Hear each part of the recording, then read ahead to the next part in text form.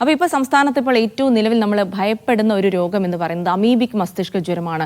കാരണം അതിൻ്റെ ഒരു കണക്കുകൾ കൂടി ഞെട്ടിപ്പിക്കുന്നതാണ്. മുൻപ് കുളത്തിൽ കുളിക്കുന്ന ആളുകൾക്കാണ് രോഗം വരുന്നതെന്ന് പറഞ്ഞിരുന്നെങ്കിൽ ഇപ്പോൾ അത് ബാത്റൂമിൽ കിണർവെള്ളത്തിൽ കുളിക്കുന്ന ആളുകൾക്കൊക്കെ വരുന്നുണ്ട് എന്നൊക്കെ പറയുമ്പോൾ സ്വാഭാവികമായിട്ടും പേടിയുണ്ടാവും. കാരണം നമുക്കത് കണ്ടെത്താൻ കഴിയുന്നില്ല എന്നുള്ളത് കൊണ്ട് തന്നെ. അപ്പോൾ സംസ്ഥാനത്ത് അമീബിക് മസ്തിഷ്ക ജ്വരത്തെ തുടർന്ന് 2 പേർ കൂടി മരിച്ചതായാണ് ഇപ്പോൾ ആരോഗ്യ വകുപ്പ് സ്ഥിരീകരിക്കുന്നത്.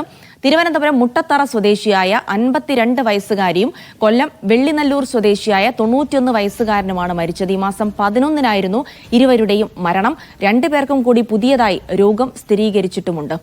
ഷിജോ കുര്യൻ തിരുവനന്തപുരത്ത് നിന്ന് വിവരങ്ങൾ നൽകും. ഷിജോ, ഈ അമീബിക് മസ്തിഷ്ക ജ്വരവുമായി ബന്ധപ്പെട്ട സർക്കാർ പ്രതിപക്ഷത്തു നിന്നൊക്കെ വലിയ പഴി ഏറ്റുവാങ്ങുന്ന ഒരു സന്ദർഭം കൂടിയുണ്ട്. ഇപ്പോൾ 2 പേരുടെ മരണം കൂടി അമീബിക് മസ്തിഷ്ക ജ്വരം മൂലമാണ് എന്നുള്ളത് സ്ഥിരീകരിക്കുമ്പോൾ ആ കണക്കുകൾ മുന്നോട്ട് തന്നെ പോവുകയാണല്ലോ.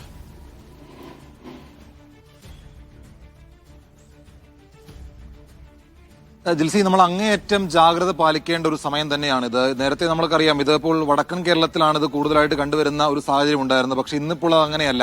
വടക്ക് കേരളം അല്ലെങ്കിൽ തെക്കൻ കേരളം, മധ്യ കേരളം അങ്ങനെയൊന്നുമില്ല. കേരളത്തിൽ എല്ലായിടത്തും അമീബിക് മസ്തിഷ്ക ജ്വരം റിപ്പോർട്ട് ചെയ്യുന്ന ഒരു സാഹചര്യം ഉണ്ടായിട്ടുണ്ട്.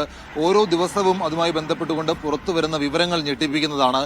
ഏറ്റവും ഒടുവിൽ നമുക്കറിയാം, ഈ മാസം ആദ്യം ആരോഗ്യവകുപ്പിന്റെ വെബ്സൈറ്റിലെ ആരോഗ്യവകുപ്പിന്റെ ഔദ്യോഗിക കണക്ക് പ്രകാരം സംസ്ഥാനത്ത് ഈ വർഷം 2 മരണം എന്നുള്ളത് മാത്രമാണ് സംസ്ഥാന സർക്കാർ ആരോഗ്യവകുപ്പ് വെബ്സൈറ്റിൽ രേഖപ്പെടുത്തിയിരുന്നത്. പിന്നെ ഈ കണക്കുകളിലെ പൊരുത്തക്കേടും മറ്റു കാര്യങ്ങളും ഒക്കെ ചൂണ്ടിക്കാണിച്ചപ്പോൾ ആ മരണം പെട്ടെന്ന് 17 രേഖപ്പെടുത്തുകയാണ് ചെയ്തത്. എന്നാൽ ഇപ്പോൾ ഏറ്റവും ഒടുവിൽ ഇന്നലെ ആരോഗ്യവകുപ്പ് കണക്ക് പ്രസിദ്ധീകരിച്ചതിലാണ് ഈ കഴിഞ്ഞ ദിവസം 2 പേരുടെ മരണം കൂടി അമീബിക് മസ്തിഷ്ക ജ്വരമാണ് എന്ന് സ്ഥിരീകരിച്ചത്. അതോടുകൂടി ഈ വർഷം, അതായത് കഴിഞ്ഞ 9 മാസത്തിനിടെ സംസ്ഥാനത്ത് അമീബിക് മസ്തിഷ്ക ജ്വരം ബാധിച്ച് 19 പേർ മരിച്ചു എന്നുള്ള ഒരു വിവരം ആരോഗ്യവകുപ്പ് പങ്കുവെക്കുന്നുണ്ട്. ഈ 19 പേരിൽ 9 പേരും ഈ മാസം, അതായത് ഇന്നിപ്പോൾ സെപ്റ്റംബർ 16 ദിവസത്തിനിടെയാണ് 9 മരണങ്ങൾ സംസ്ഥാനത്ത് അമീബിക് മസ്തിഷ്ക ജ്വരം മൂലം ഉണ്ടായിട്ടുള്ളത്. 22 കേസുകൾ കൂടി ഈ മാസം സ്ഥിരീകരിച്ചിട്ടുണ്ട്. അതായത് പുതുതായിട്ട് സംസ്ഥാനത്ത് അമീബിക് മസ്തിഷ്ക ജ്വരം സ്ഥിരീകരിച്ചത് 2 പേർക്ക് കൂടിയാണ്. അപ്പോൾ ഈ മാസം മാത്രം 22 പേർക്ക് ഈ രോഗം സ്ഥിരീകരിക്കുകയും 9 മരണങ്ങൾ സംഭവിക്കുകയും ചെയ്തിട്ടുണ്ട്. അതോടൊപ്പം തന്നെ ഈ വർഷത്തെ മുഴുവൻ കണക്ക് പരിശോധിച്ചാൽ 69 പേരാണ് സംസ്ഥാനത്ത് നിലവിൽ ഈ അമീബിക് മസ്തിഷ്ക ജ്വരം ബാധിച്ചത്. 19 മരണവും സംഭവിച്ചിട്ടുണ്ട്.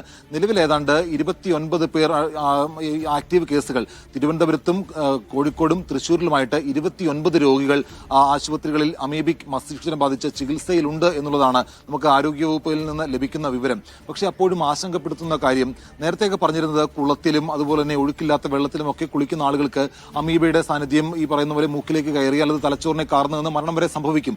97% വരെ മരണം ഉറപ്പുള്ള ഒരു രോഗമാണ് ഈ അമീബിക് മസ്തിഷ്ക ജ്വരം. അതിൽ നിന്ന് കൃത്യമായ ചികിത്സയിലൂടെ രോഗികളെ തിരിച്ചു കൊണ്ടുവരാൻ കഴിയുന്നുണ്ടോ എന്നൊക്കെ ആരോഗ്യവകുപ്പ് പറയുമ്പോഴും ഇതിന്റെ ഉറവിടം സംബന്ധിച്ച് ഇപ്പോഴും അവ്യക്തതകൾ ഏറെയാണ്. കഴിഞ്ഞ ദിവസം മരിച്ച 2 പേരും 11-ാം തീയതിയാണ് 2 പേരും മരിക്കുന്നത്.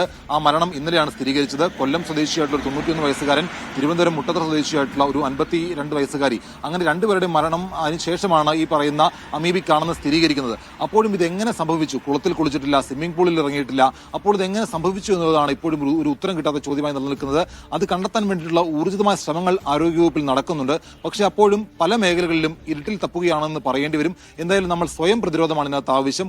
വലിയ ജാഗ്രത നമ്മൾ ഓരോരുത്തരും ഉണ്ടാവണം എന്നുള്ളത് കൂടി ആരോഗ്യവകുപ്പ് പറയുകയും ചെയ്യുന്നുണ്ട്.